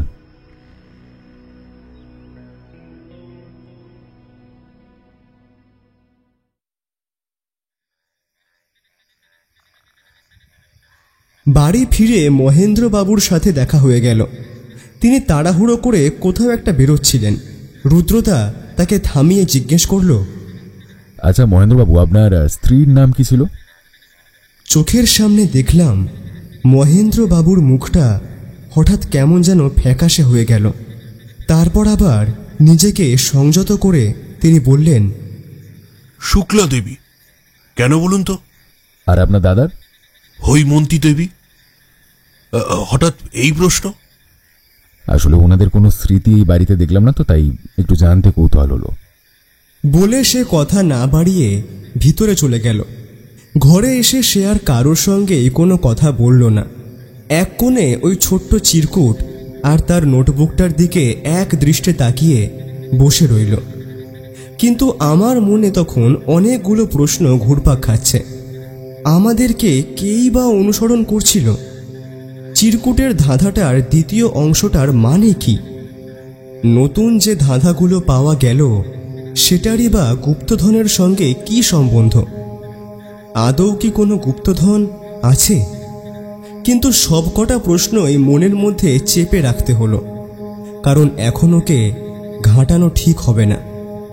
শেষমেশ রাতে খাবার পর সে আমাদের সাথে বসল। চার পায়ে চার টান দিলে গুপ্ত দুয়ার যাবে খুলে, শিলারাশির ভার মুক্ত হতে সোনা মানিক পাবে ছুঁতে। এটার মানে আমি বুঝে নিয়েছি, এটা আসলে দুটো আলাদা আলাদা নয়, একটাই ধাঁধা যেটা একটা জিনিসকে নির্দেশ করছে। তাহলে কি আমাদের এই ধাঁধাটার মাধ্যমেই গুপ্তধন খুঁজতে হবে? হ্যাঁ, কিন্তু প্রথম যেটা ছিল, মানে সূর্য উদিতে আমারে ছুঁয়ো, অস্ত গেলে আমারে, পূর্ণতা পায় তার হাতেই যে রাখে ভালো সবারে, এর প্রথম দুটো লাইন তো উদ্ধার হলো, কিন্তু শেষের দুটো? ভাবতে হবে, ওটাই ভাবতে হবে। কিছু তো একটা জিনিস আছে যেটা দেখেও দেখা যাচ্ছে না। ওটা কোনো একটা স্থান বা কোনো একটা কিছু নির্দেশ করছে, যেটা পেলেই আমরা বাকি ধাঁধাটার মাধ্যমে আমাদের লক্ষ্যে ঠিক পৌঁছাতে পারবো। পূর্ণতা পায় তার হাতেই যে রাখে ভালো সবারে, কি হতে পারে? আমি বলি কি, কাল তো একটা পুজো আছে। সবাই তো বলল দেবী ঝিংলেশ্বরী কতটা জাগ্রত, ওখানে বরং একটা পুজো দিয়ে আসি। হতেই পারে উনি কোনো রাস্তা দেখান। এতক্ষণ রুদ্রদা মাথা নিচু করে বসেছিল। হঠাৎ সে মাথা তুলে শান্তনুবাবুর দিকে তাকালো। তার চোখ উজ্জ্বল হয়ে উঠেছে। সে বলল, ঠিকই তো বলেছেন। আমি এটা কি করে মিস করতে পারি? ছি ছি ছি ছি। আমি তো কিছুই বুঝলাম না, তাই বললাম, মানে কি মিস করবার কথা বলছো তুমি? তোর মনে আছে অনি, সকালবেলা যে লোকগুলোর সাথে শান্তনুবাবু কথা বলছিলেন, তারা কালকে পুজোর ব্যাপারে কি বলেছিল? মানে ওরা কেন পুজোটা দেয় সে ব্যাপারে কি বলেছিল? আমি মনে করতে করতে নিচু স্বরে বললাম, মা সকলকে ভালো রাখেন, মা সবার মঙ্গল করেন, তাই পূর্ণতা পাই তার হাতেই যে রাখে ভালো সবারে। কথাটা মনে করে আওড়ানোর সাথে সাথেই আমার নিজের শিরদাঁড়া বেয়ে একটা ঠান্ডা স্রোত নেমে গেল। আমিও বিস্ময়ে অভিভূত চোখ নিয়ে রুদ্রদার দিকে তাকালাম, আর রুদ্রদার ঠোঁটের কোণে লক্ষ্য করলাম একটা মৃদু হাসি। এই হাসিটার সাথে আমি পূর্ব পরিচিত। এটা রহস্য সমাধানের হাসি, সত্য উন্মোচনের হাসি।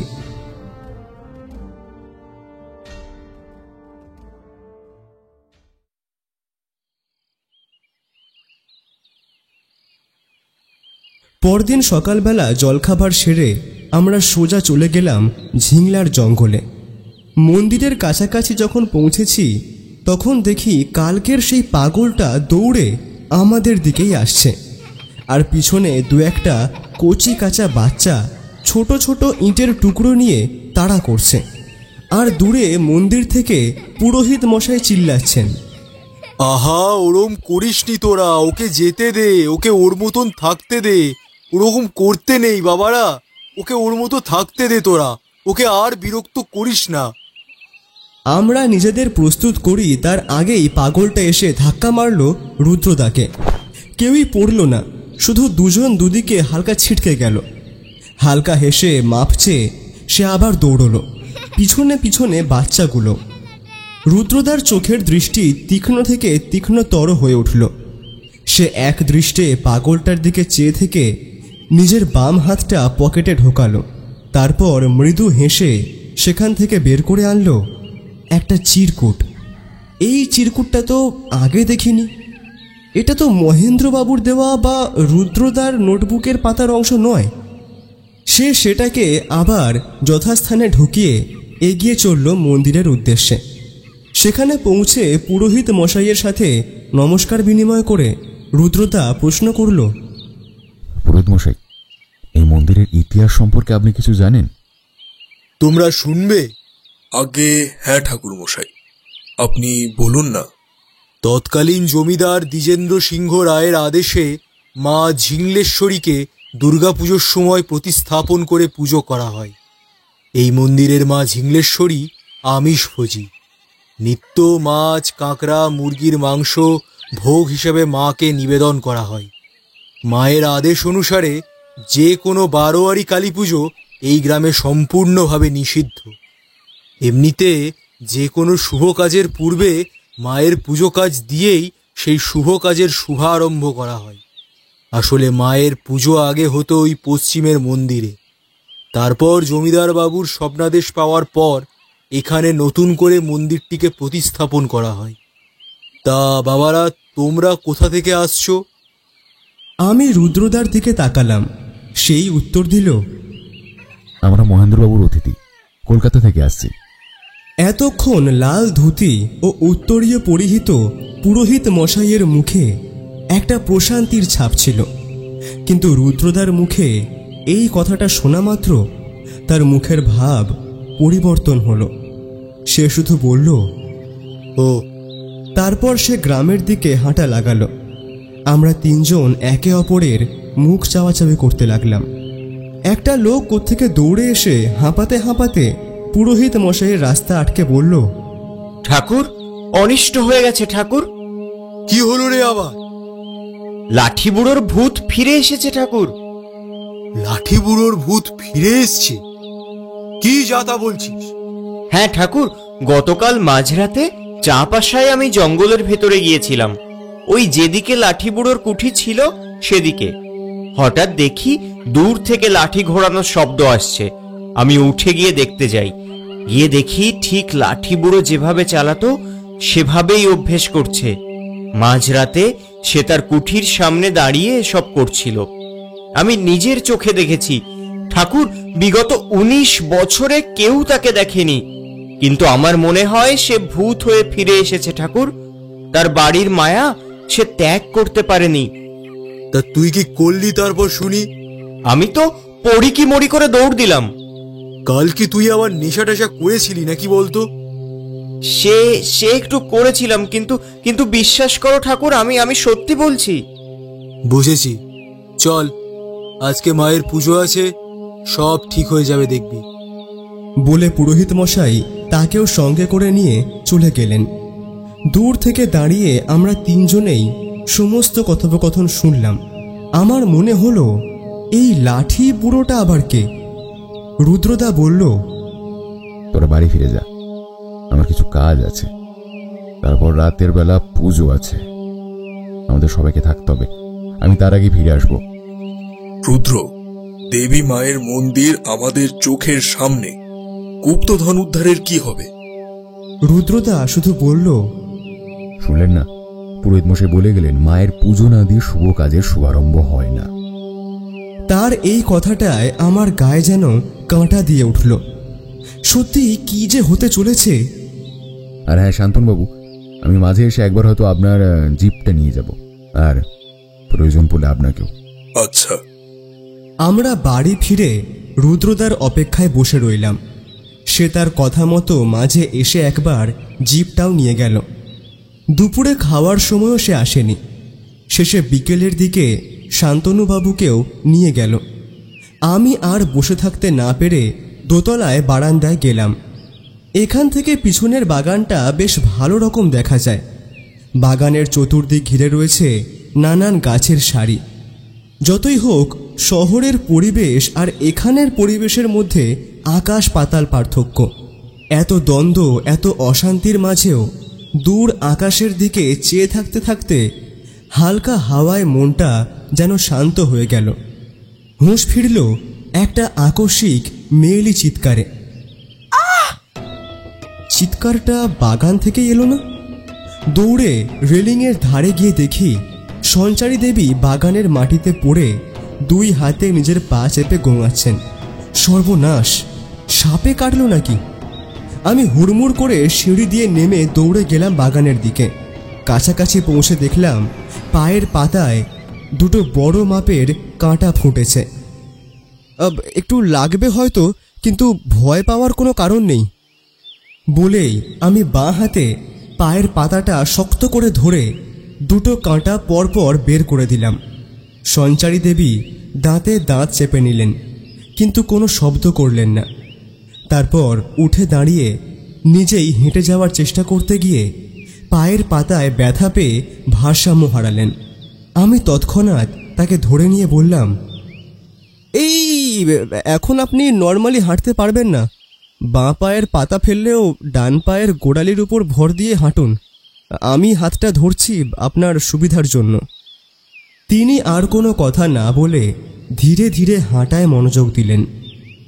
অন্দরমহলে পৌঁছতেই একজন পরিচারিকা আমাকে ওনাকে ওভাবে ধরে আনতে দেখে আর ওনার খুঁড়িয়ে খুঁড়িয়ে হাঁটা দেখে দৌড়ে এলেন। কি হয়েছে দিদিমণির? বাগানে হাঁটতে গিয়ে পায়ে কাঁটা ফুটেছে, যদিও সেগুলো এখন বের করে দেওয়া হয়েছে। সে কি? আচ্ছা আচ্ছা আচ্ছা, তুমি বসো, আমি এক্ষুনি একটু গরম জল করে আনছি, তারপর ধুয়ে আমি ওষুধ লাগিয়ে দেব। ওনাকে ঘরে বসিয়ে আমি চলেই আসছিলাম, উনি বললেন, ধন্যবাদ। আমি হাসি মুখে মাথা নাড়লাম। আপনিও কি গোয়েন্দা? না না, আমি গোয়েন্দা তো নই বটে, তবে গোয়েন্দার সহকারী বলা যায়। আচ্ছা। ওখান থেকে চলে এসে একটু বারান্দায় বসলাম। খেয়াল পড়ল প্রায় সন্ধে হতে যায়। রুদ্রদ্বারা এখনো ফেরেনি, কি জানি কোথায় আছে।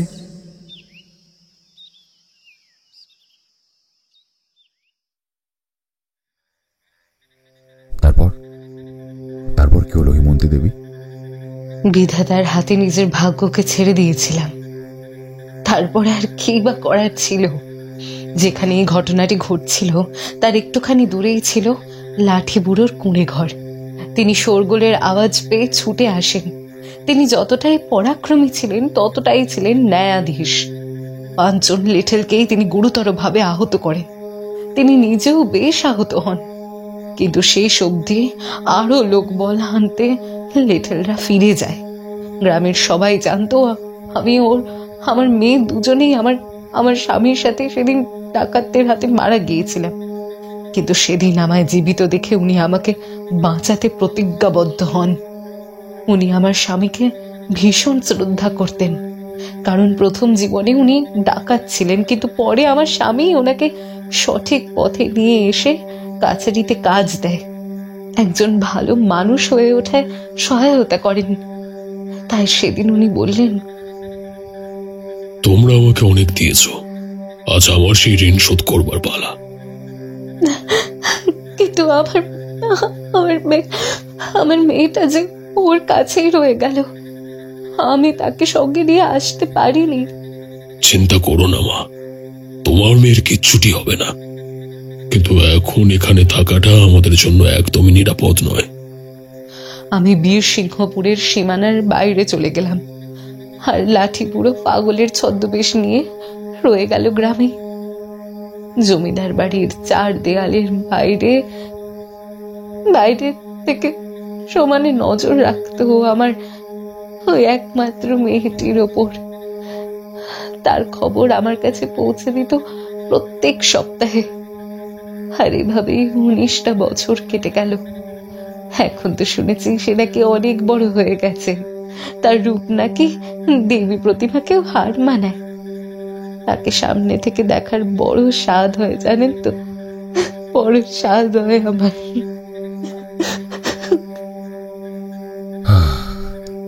পাবেন, নিশ্চয়ই পাবেন। আচ্ছা, আপনি তো পরে ফিরেও আসতে পারতেন। মহেন্দ্র লোকজন ক্যাপা কুকুরের মতো তখন লাঠি পুরো আর আমাকে খুঁজছে। বহু বছর ধরে সন্ধান করে গেছে। বাড়ির বাকি সদস্যদেরও সে ভয় দেখিয়ে দিয়েছিল, অথবা আবার ওই টাকার লোভ দেখে মুখ বন্ধ করে রেখে দিয়েছিল। আমি আমার মেয়ের কথা ভেবে আরো আসতে পারিনি, যদি তার কোনো ক্ষতি করে দেয়।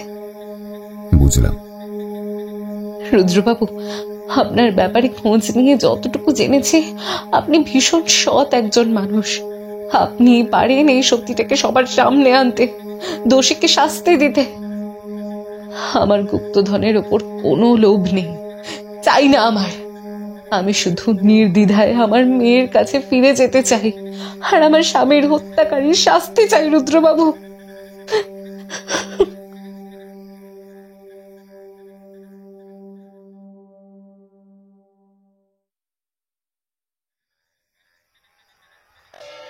एतत्सम्प्रदानाय मा झिङ्गलेश्वरी नमः।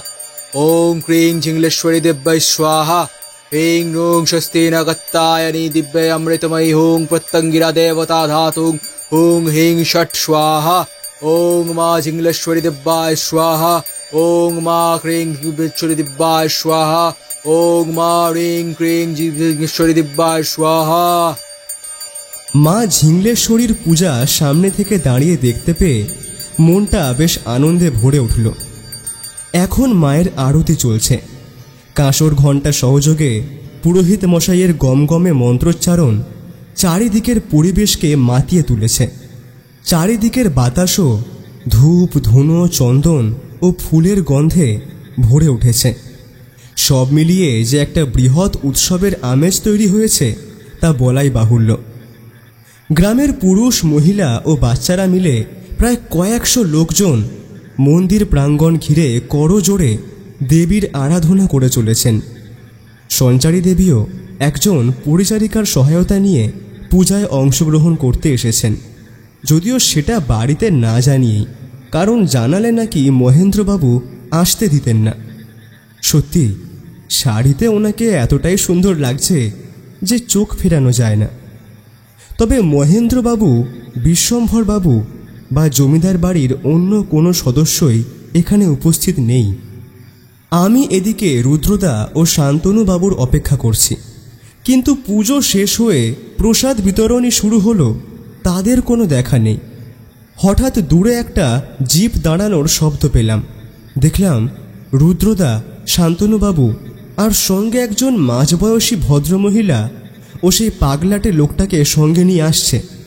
তার হাবভাব এখন মোটেই পাগলের মতন তো লাগছে না, আর চালচলন ভীষণই স্বাভাবিক।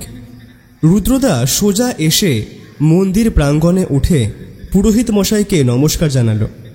তিনিও প্রতি নমস্কার জানিয়ে বললেন, তোমায় প্রথম দেখায় চিনতে ভুল করেছিলাম বাবা। ভাগ্যিস তুমি পরে এসে এতগুলো বিষয় জানতে চাইলে। তোমার মতো ন্যায়পরায়ণ মানুষ আজকের সমাজে বড় অভাব, জানো তো। এখন থেকে তুমি যা বলবে আমি সব শুনবো, তুমি যা করবে আমি তোমার সঙ্গে আছি। কি যে হচ্ছে আমার তো কিছুই মাথায় ঢুকলো না। রুদ্রদা দেখলাম মাথা নেড়ে আশেপাশে তাকিয়ে একটু ভিড় পর্যবেক্ষণ করে আমায় দেখতে পেল। তারপর আমার উদ্দেশ্যে বলল, অনি, একটু আয় আমার সাথে। আমিও তৎক্ষণাৎ এগিয়ে গেলাম। ভিড়ের মধ্যে মানুষের শোরগোল এখন স্তব্ধ। সবাই বুঝবার চেষ্টা করছে যে ব্যাপারটা কি হচ্ছে, তাই কেউ কেউ একে অপরের মধ্যেই ফিসফিস করে দু একটা কথা বলছে। রুদ্রদা আমায় বলল, অনি, গাড়িতে 4টে বড় বড় আর মোটা দড়ির গোছা আছে, ওগুলো আমাদের আনতে হবে। আয় আমার সাথে। যেমন বলা তেমন কাজ। 4 গোছা দড়ি এনে আমরা মন্দির প্রাঙ্গণে জড়ো করলাম। রুদ্রদা পুরোহিত মশাইয়ের কানে কিছু বলতেই তিনি সকলের উদ্দেশ্যে বলতে শুরু করলেন, আচ্ছা, সকলের উদ্দেশ্যে আমার কিছু কথা বলার আছে, সবাই মন দিয়ে শোনো। জমিদার দ্বিজেন্দ্র সিংহ রায়ের আমলে মায়ের এই মন্দির স্থাপনা করা হয়, কিন্তু তিনি এই মন্দির স্থাপনা করার সাথে সাথে এর মধ্যে তার ধন সম্পত্তির একটা বিপুল অংশ গোপন অবস্থায় রেখে যান, যা উনি চেয়েছিলেন ওনার পরবর্তী প্রজন্মের যোগ্যতম ব্যক্তি যেন তা উদ্ধার করে। সেই গুপ্তধন খুঁজে বার করার জন্যই আমাদের সকলের পরিচিত জমিদার বংশের উত্তরসূরি মহেন্দ্র সিংহ রায় সুদূর কলকাতা থেকে এনাদের ডেকে এনেছে। এনারা পেশায় গোয়েন্দা। আচ্ছা, কেউ শোরগোল করবেন না, আপনারা একটু শুনে নিন। এনাদের মতে এই মন্দির বা এই মন্দিরের আশেপাশেই সেই গুপ্তধন লুকানো রয়েছে, আর যদি গুপ্তধন পাওয়া যায় তবে তা সম্পূর্ণরূপে এই গ্রাম ও গ্রামের মানুষের উন্নতিকল্পেই ব্যবহার করা হবে। হঠাৎই সমবেত হওয়া মানুষজনদের মধ্যে খুশির বাঁধ ভেঙে গেল। অসাধারণ, অসাধারণ, দারুণ। তবে তা নির্দিষ্ট কিছু ধাপেই হওয়া সম্ভব। তার জন্য আপনাদের সকলের সহযোগিতা একান্ত কাম্য। হ্যাঁ হ্যাঁ, আমরা সবাই আছি। অনি, গতকাল আমরা যে 2টো ধাঁধা পেয়েছিলাম তার প্রথম অংশটা কি ছিল মনে আছে? হ্যাঁ, ওই তো 4 পায়ে 4 টান দিলে গুপ্ত দুয়ার যাবে খুলে। একদম। যদি প্রথম ধাঁধার শেষ অংশ এই মন্দিরকে ইঙ্গিত করে থাকে, তবে 4টি পা মানে 4 দিকের 4টি স্তম্ভের কথা বলা হচ্ছে, যার উপর গোটা মন্দিরটা দাঁড়িয়ে আছে। আমাদের একত্রে 4টিকেই টানার ব্যবস্থা করতে হবে। এখানে উপস্থিত আমার সকল ভাই বোনদের উদ্দেশ্যে আমার একটাই অনুরোধ, আমাদের সবাইকে মিলে এই দড়িগুলো এই 4টে স্তম্ভের সাথে বাঁধতে হবে। তারপর আমি যখন বলবো তখন একসাথে সবাইকে শক্তি লাগিয়ে সেটায় টান দিতে হবে। খুব তাড়াতাড়ি কাজ হলো। সকলে মিলে মন্দিরের 4টে স্তম্ভে 4খানা দড়ি বেশ মোটা করে বেঁধে ফেলল। তারপর যখন সবাই দড়ির অতিরিক্ত অংশটা ধরে প্রস্তুত হলো, তখন রুদ্রদা বলল, এবার। সকলে মিলে সর্বশক্তি লাগিয়ে টান দিল। মুহূর্তের মধ্যে 4টি স্তম্ভ নিজের জায়গা থেকে কিছু ইঞ্চি সরে গেল, আর সঙ্গে সঙ্গেই সবার বিস্ময়ের মাত্রা কয়েক গুণ বাড়িয়ে মন্দির সংলগ্ন সামনের চাতালটি ভেঙে পড়ল ও প্রায় 4 ফুট গভীরতায় একটা বন্ধ লোহার দরজা দেখা গেল। 4 কোণে 4টে বড় বড় পাথর বসানো। রুদ্রদা আপন মনেই বিড়বিড় করে বলল, শিলারাশির ভার মুক্ত হতে সোনামানিক পাবে ছুতে। তারপর আমাদের সকলের উদ্দেশ্যে বলল, পাথরগুলোকে সরাতে হবে তাড়াতাড়ি। সবাই মিলে হাত লাগিয়ে সেই পাথরগুলো সরানো হলো, আর সঙ্গে সঙ্গে বন্ধ লোহার দরজাটা 2 পাশে ভাগ হয়ে গিয়ে একটা ছোট সিঁড়ি উন্মুক্ত করে দিল। আমি আর রুদ্রদা পরস্পরের দিকে তাকালাম। শান্তনুবাবুও দেখলাম বেশ বিস্মিত। পুরোহিত মশাইও যেন নিজের চোখকে বিশ্বাস করতে পারছেন না। গ্রামের প্রত্যেকটা মানুষ জীবনে প্রথমবার চোখের সামনে গুপ্তধন দেখার ঔৎসুক্য নিয়ে যে অপেক্ষারত, সেটা বেশ বোঝাই যাচ্ছে। সঞ্চারী দেবীও যথেষ্ট কাছে সরে এসে সমস্ত ঘটনাটি দেখছেন।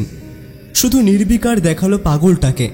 ভিড়ের থেকে দূরে মন্দিরের উপরে ও বসে আছে, আর রুদ্রদার সাথে যে মাঝবয়সী মহিলাটি এসেছিলেন তিনি একমাত্র সিক্ত চোখে সঞ্চারী দেবীর দিকে চেয়ে আছেন। তিনি কিছু বলতেই যাচ্ছিলেন, কিন্তু রুদ্রদা তাকে থামিয়ে দিয়ে বলল, আমি বুঝতে পারছি, কিন্তু আপনাকে আরেকটু সময় দিতে হবে সবটা সামনে আনার জন্য। বলে রুদ্রদা দেখলাম নিচে নেমে গেল। জায়গাটা খুব অল্প ছিল, তাই একজনের বেশি নামাও মুশকিল, কিন্তু বেশিক্ষণ অপেক্ষা করতে হলো না। মিনিট খানেকের মধ্যেই একটা মাঝারি আকৃতির সিন্ধুক হাতে রুদ্রদা উপরে উঠে এলো। তারপর হেঁটে গিয়ে মন্দিরের বেদির উপরে রাখলো সেটাকে। সঙ্গে সঙ্গে চারিদিকের শান্তিভঙ্গ করে প্রবল শব্দে একটা গুলির আওয়াজ হলো। মানুষজন ছত্রভঙ্গ হয়ে এদিক ওদিক ছড়িয়ে ছিটিয়ে গেল। যেদিক থেকে আওয়াজটা এসেছিল সেই দিকে তাকিয়ে দেখলাম 3টে লোক মুখে কালো কাপড় বাঁধা অবস্থায় এই দিকেই এগিয়ে আসছে। তাদের মধ্যে একজনের হাতে লম্বা নলওয়ালা বন্দুক ও বাকিদের হাতে দুখানা বড় লাঠি। কাছাকাছি এসে বন্দুক হাতে লোকটি বলল, সিন্দুকটা এক্ষুনি আমাদের হাতে দিয়ে দিন, নয়তো এক একটাকে শেষ করে দেব। গলা পাল্টে বা মুখে কাপড় বেঁধে বিশেষ কোনো লাভ নেই বিশ্বম্বর বাবু। আপনি তো নিজের হাতের বালাটা লুকাতেই ভুলে গেছেন, আর সাথে আংটিগুলো। ঠিকই তো, লোকটার হাতে যে বালা বা আংটিগুলো আছে সেটা তো বিশ্বম্ভর বাবুরই। প্রথম দিন ঢোকার সময়ই ওনার হাতে লক্ষ্য করেছিলাম। হঠাৎ দূর থেকে আর একটা কণ্ঠস্বর ভেসে এলো, রুদ্র তো ঠিকই বলেছে বিশু, লুকিয়ে তো আর কোনো লাভ নেই। আর সত্যি রুদ্রবাবু, আপনাকে আমি আমন্ত্রণ দিলাম আর আপনি আমার কাজ করার পরিবর্তে আমারই সর্বনাশ করছেন। ভাগ্যিস বিশুর লোকজন আপনার উপর নজর রেখেছিল, তাই তো জানতে পারলাম আপনি কোথায় কোথায় গেছেন, কাদের কাদের সাথে কি কথা বলেছেন। এটা কিন্তু ঠিক করেননি আপনি মোটেই। আমার হাত পা ঠান্ডা হয়ে এলো। এসবের মানেটা কি? তার মানে কি? এতটা যখন খোঁজ রেখেছেন তবে নিশ্চয়ই জেনে গেছেন যে আপনার কুকীর্তির ব্যাপারে আমার আর কিছুই জানতে বাকি নেই। তা কি এমন জেনেছেন আপনি শুনি? তাহলে তো প্রথম থেকে শুরু করতাম। আজকে সকালেই পুরোহিত মশাইয়ের সাথে আমি ব্যক্তিগতভাবে কথা বলে জানতে পারি আপনি যৌবন বয়সে ভীষণই উশৃঙ্খল জীবনযাপন করতেন। গ্রামের প্রচুর মানুষের সাথে প্রচুর দুর্ব্যবহার ও শোষণ করেছেন আপনি, যে কারণে আজও গ্রামের প্রত্যেকটা মানুষ কম বেশি আপনার উপর ক্ষোধিত।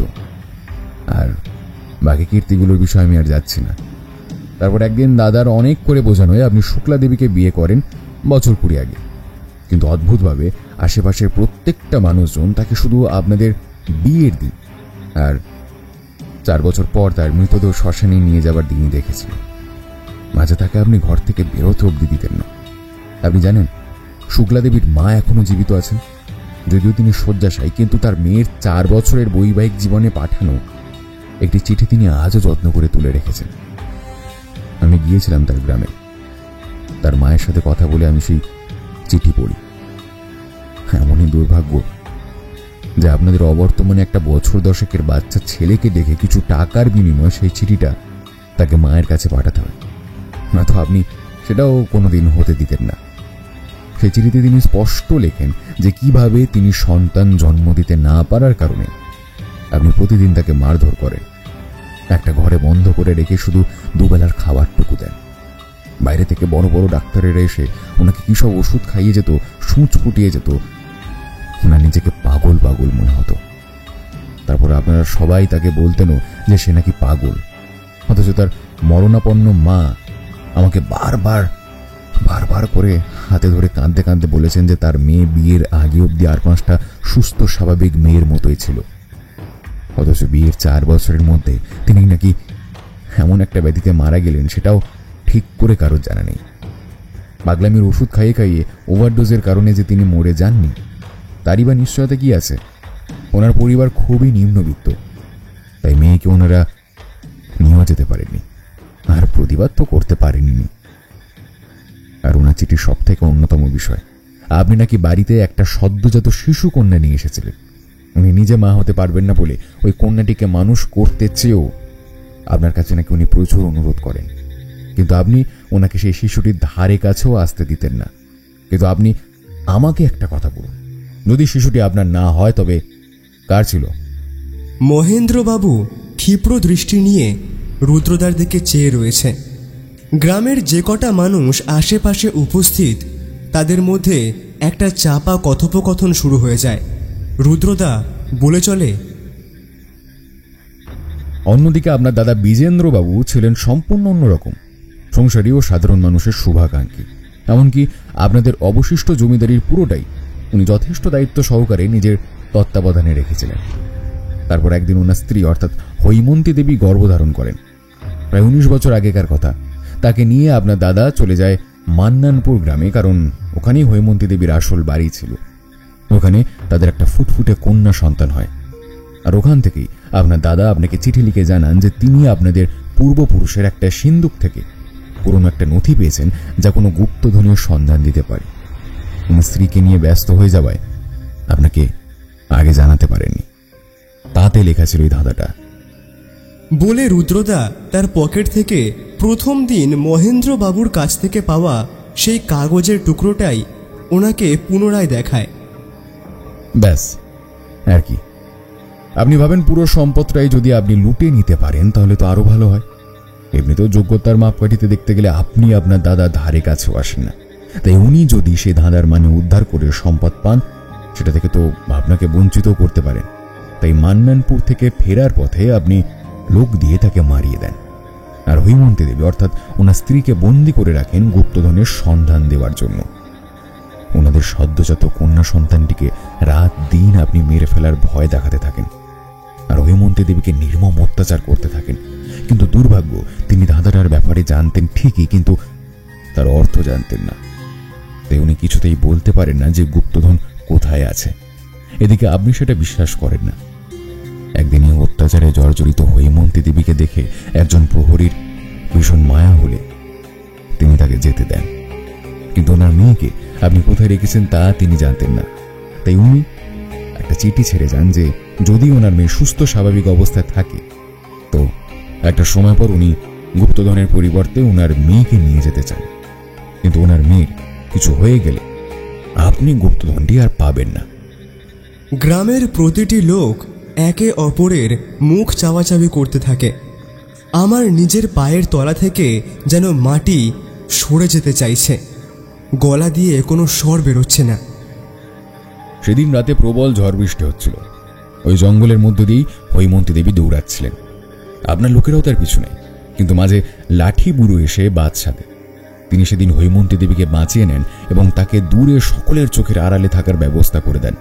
আর নিজে পাগলের ছদ্মবেশ নিয়ে এই গ্রামে থেকে যান দূর থেকে তার জমিদারনির শিশুকন্যার সুরক্ষা নিশ্চিত করতে। দেখলাম এতক্ষণ যে লোকটাকে পাগল ভাবছিলাম, সে মন্দির থেকে উঠে এসে নিজের দাড়ির মোটা একটা অংশ ও চুলের একটা অংশ খুলে ফেলে দিল। তার মুখের উপর মাখা মাটিটাও খানিকটা ঝেড়ে ফেলে শিরদাঁড়া সোজা করে দাঁড়ালো। ভদ্রলোকের বয়স বোধহয় 70 পেরিয়েছে, কিন্তু তার চেহারা দেখে তাকে এই বয়সেও যথেষ্ট শক্ত সমর্থ মনে হয়। ইনি তাহলে সেই লাঠি বুড়ো যার ভূতের ব্যাপারে গ্রামের লোকেরা সকালে আলোচনা করছিল। অন্যদিকে আপনি নিহাতি গুপ্তধনের লোভে আপনার দাদার মেয়েকে নিজের মেয়ে বলে মানুষ করতে থাকেন। পুণ্যের কাজ বলতে সারা জীবনের বোধহয় একটি করেছেন আপনি। কোথাও না কোথাও আপনার আশা ছিল যে হৈমন্তী দেবী ফিরে আপনাকে গুপ্তধনের সন্ধান দেবে। যদিও এত বছরে আপনি নিজের মতো করে বহু চেষ্টা করেছেন হয়তো গুপ্তধন ও হৈমন্তী দেবীকে খোঁজার, কিন্তু আপনি ব্যর্থ হন। এবার রুদ্রদার সাথে আসা মাঝবয়সী ভদ্রমহিলাটিও সামনে এসে মুখের উপর থেকে কাপড়টা সরিয়ে দাঁড়ান, আর সাথে সাথেই মহেন্দ্রবাবু চিৎকার করে ওঠেন, কি চিনতে পারছেন? এত কি হয়েছে? কান খুলে শুনে নিন রুদ্রবাবু। যে গুপ্তধনের জন্য আমি এত কিছু করেছি, আপনাকে আমি আমার আর সেই গুপ্তধনের মাঝে বাধা দিতে দেব? এই ধরে আন ওদেরকে। কথাটা বলার সাথে সাথেই দুজন লাঠিয়াল এদিকে এগিয়ে আসে, আর সকল গ্রামবাসী উচ্চস্বরে প্রতিবাদ করে তাদের থামানোর জন্য অগ্রসর হয়। ঠিক সেই মুহূর্তেই আবারও একবার শূন্যে গুলি চালিয়ে অগ্রসরকারীদের দিকে বন্দুক নির্দেশ করেন বিশ্বম্ভরবাবু। মুহূর্তে ভিড় শান্ত হয়ে যায়। লাঠিয়াল দুজন এগিয়ে আসে। এক পাও কেউ এগোলে গুলি করে দেব। চুপচাপ দাঁড়িয়ে থাক, নিজের জায়গায় সব। লাঠিয়াল দুটো আরও খানিকটা আমাদের কাছাকাছি আসতেই সেই লাঠি বুড়ো তাদেরকে রুখে দাঁড়ালো। একজন লাঠিয়াল সজোরে প্রহার করল তার উপরে। সে এক হাতে সেই লাঠিটাকে ধরে তার হাত থেকে সেটাকে কাড়ার চেষ্টা করতে লাগলো। এই বয়সেও তার যে অভ্যেস যায়নি তা বলাই বাহুল্য। তিনি সেই লোকটির হাত থেকে লাঠিটা কেড়ে নিয়ে ঘুরিয়ে তাকেই আঘাত করলেন, আর অন্যজন তার হাতের লাঠিটাকে নিয়ে প্রহার করতেই তিনি নিজের লাঠি নিয়ে সেটা আটকে দিলেন। এরই মধ্যে অতর্কিতভাবে বিশ্বম্ভর বাবু আর একটা গুলি চালালেন, যেটা লাঠি বুড়োর বুকে এসে লাগলো। সমগ্র মাটি ভাসতে লাগলো রক্তে। প্রথম যে লোকটা আঘাত খেয়ে একটু পিছিয়ে গিয়েছিল সে এসে লাঠির একটা ঘা তার মাথায় দিল।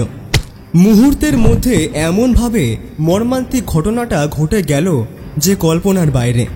তার দেহটি লুটিয়ে পড়ল মাটিতে। রুদ্রদা এগিয়ে গিয়ে সজোরে ঘুষি কষালো সে হামলাকারীর চোয়ালে। আমিও এগিয়ে গিয়ে আর একজন লাঠিয়ালের হাত থেকে লাঠিটা ছাড়াবার চেষ্টা করতে লাগলাম, আর শান্তনুবাবু তাকে পিছন থেকে ধরে টেনে সরানোর চেষ্টা করতে লাগলেন। এরই মধ্যে দেখলাম বিশ্বম্ভর বাবু আমাদের দিকে বন্দুকটা তাক করেছেন, আর সঙ্গে সঙ্গেই রুদ্রদা তার পকেট থেকে তার রিভলভারটা বের করে গুলি চালালো তার হাতে। হাত থেকে বন্দুক পড়ে এক পাশ ঘেঁষে মাটিতে পড়ে যান তিনি। কিন্তু এদিকে অন্যমনস্ক হয়ে যাওয়ায় ঘুষি খাওয়া ব্যক্তিটি উঠে এসে লাঠির বাড়ি সজোরে প্রহার করে রুদ্রদাকে। হাত থেকে বন্দুক পড়ে যায় তার, ও সে হাঁটুর উপরে বসে পড়ে। সে আবারও লাঠি চালায়। রুদ্রদা দুহাত দিয়ে তা প্রতিরোধ করে। মার, মেরে ফেল সব কটাকে, বহুত বার। এতক্ষণ সঞ্চারী দেবী ভিড়ের মধ্যেই মিশেছিলেন। তিনি দৌড়ে সামনে এসে বললেন, থামো, তোমরা মানুষ নাকি জানোয়ার? মুহূর্তের মধ্যে সব চুপ। লাঠিয়ালগুলো থেমে একে অপরের মুখ চাওয়াচাবি করতে থাকে। মহেন্দ্রবাবুর ক্ষিপ্র ভঙ্গিটা মুহূর্তের জন্য শিথিল হয়ে আসে। সঞ্চারী দেবী তার দিকে ফিরে বলেন, বাবা, ইনারা যেগুলো বললেন সেগুলো কি সত্যি? তুমি এখানে কি করছো? তোমার তো বাড়িতে থাকার কথা। ও, তার মানে সত্যি। আর ঠিকই তো, এখানে তুমি মানুষ মেরে দিত একবারের জন্য তো ভাবছো না। তাই ওই অপবাদগুলো সত্যি হলেও আমি অবাক হব না। কিন্তু আমি তো সারাটা জীবন তোমাকেই বাবা বলে ডেকেছি, আর তোমাকে তো আমি কখনো এভাবে দেখিনি। মহেন্দ্রবাবু কি করবেন তা বুঝতে পারেন না। তাকে ভীষণ অপ্রস্তুত দেখায়, সাথে লাঠিয়ালগুলোকেও। সেই সুযোগে রুদ্রদা তার সামনের জনের পায়ে আঘাত করে তাকে ভারসাম্যহীন করে লাঠিটা কেড়ে নেয়। এদিকে আমি আর শান্তনুবাবুও অন্য জনের লাঠিটা কেড়ে নিতে সক্ষম হই। রুদ্রদা তার হাতের বন্দুকটা তুলে ধরে, আর ঠিক তখনই দূর থেকে আরও কয়েকটা জিপের শব্দ হয়। পুলিশ এসে অবিচল মহেন্দ্রবাবু, দুই লাঠিয়াল ও বিশ্বম্ভর বাবুকে গ্রেপ্তার করেন। শেষ হয় এক ভয়ঙ্কর যুদ্ধ। সঞ্চারী দেবী একই জায়গায় দাঁড়িয়ে অঝোর ধারায় কেঁদে চলেছেন। জীবনের এত বড় একটা দুঃখদায়ক ঘটনা সামলে উঠতে তার অবশ্যই বেশ কিছুদিন সময় লাগবে। হৈমন্তী দেবী এগিয়ে গিয়ে তার মাথাটা নিজের বুকে জড়িয়ে নিলেন। রুদ্রদা বলল, এর জন্য তো এত সব কিছু, তো কি এমন আছে এতে? বলেই সে সিন্দুকের তালাটায় একটা গুলি চালালো। সঙ্গে সঙ্গে সেটা ভেঙে গেল, আর সিন্দুকটি খুলতেই দেখা গেল সোনা, মানিক, হিরে, জহরত, গয়না, মণি, মুক্ত, বড় বড় মুদ্রা, বিভিন্ন অতীব মূল্যবান জিনিসে সুসজ্জিত রয়েছে সেটা। এটাই তাহলে বীরসিংহপুরের গুপ্তধন। লোভ মানুষকে দিয়ে কি না কি করাতে পারে।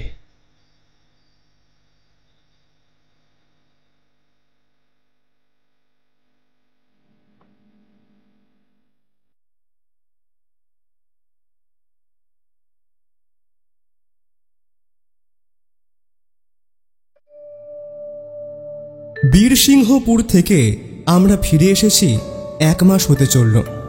হৈমন্তী দেবী চিঠি লিখে জানিয়েছেন সঞ্চারী দেবীর অবস্থা আগের থেকে বেশ খানিকটা স্বাভাবিক হয়েছে। গুপ্তধনের সমস্ত সম্পত্তি তিনি লাগিয়ে দিয়েছেন গ্রামের রাস্তা তৈরি, স্কুল তৈরি, হাসপাতাল তৈরি ও আরও বিভিন্ন উন্নয়নের কাজে। গ্রামের প্রতিটি মানুষ ওনাদের পরিবারকে ওনার মেয়েকে আশীর্বাদ আর শুভ কামনাতে ভরিয়ে দিয়েছেন। এইটুকুকে সম্বল করেই বাকি জীবনটা সবার সঙ্গে মিলেমিশে ওনারা কাটিয়ে দেবেন এমনটাই আশা রাখেন। আর হ্যাঁ, ভবিষ্যতে ওনার মেয়ের বিয়েতে আমাদের সবাইকে অবশ্যই আমন্ত্রণ করবেন এমনটাও উনি জানিয়েছেন। এছাড়াও ওনার মেয়ের সাথে ওনার পুনর্মিলন ওনার জীবনের এবং সকল গ্রামবাসীদের জীবনের এত বড় একটা পরিবর্তন এবং দোষীকে শাস্তি দেওয়ার মতো অসামান্য কাজের জন্য উনি একটা খামে মোটা অঙ্কের পারিশ্রমিকও পাঠিয়েছেন। আর বলেছেন উনি এবং সমগ্র বীরসিংহপুর গ্রাম চিরকাল রুদ্রদার কাছে ঋণী হয়ে থাকবে। আর যদি আমাদের কখনো বীরসিংহপুরের কথা মনে পড়ে তাহলে যেন নির্দ্বিধায় আমরা ওনার অতিথি হয়ে ওখানে যাই। আমি আমার এইসব অভিজ্ঞতার কথাই ডায়েরিবদ্ধ করছিলাম, হঠাৎ রুদ্রদা ঘরে এসে বলল, ব্যাগপত্র গুছিয়ে নেওনি, 2-1 দিনের মধ্যে যে আবার আমাদের বেরোতে হবে। নেপালের পশুপতিনাথে আমার এক পুরনো বন্ধু আছে, এক্ষুনি টেলিফোনে কথা হলো, আমরা গিয়ে ওর ওখানে উঠছি, সাথে শান্তনুবাবুও থাকবেন। বাহ, তবে তো বেশ ভালো ব্যাপার। আচ্ছা শোনো না, এই বীরসিংহপুরের অভিজ্ঞতার ব্যাপারে লিখছিলাম, সংকলনটার কি নাম দেওয়া যায় বলো তো?